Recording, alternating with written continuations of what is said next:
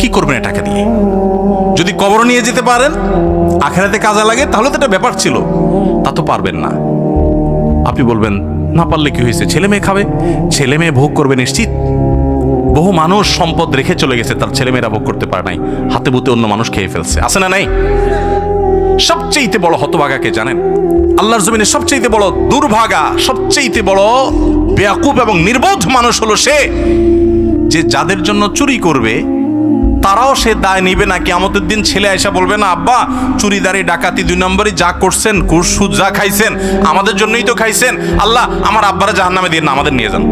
বলবে না ভাই, কোরআন বলেছে ইয়াউমা ইয়াফিরুল মারউ মিন আখিহি ওয়া উম্মিহি ওয়া আবিহি ওয়া সাহিবাতিহি ওয়া বানি। সন্তান বাপকে দেখে মাকে দেখে পালাবে, যে না জানি আজকে কোনো কিছুর জন্য ধরে। সবাই ইয়ানফসি করবে। যাদের জন্য চুরি করবেন ওরাও দায় নিবে না। আপনার মতো নির্বোধ কে হতে পারে?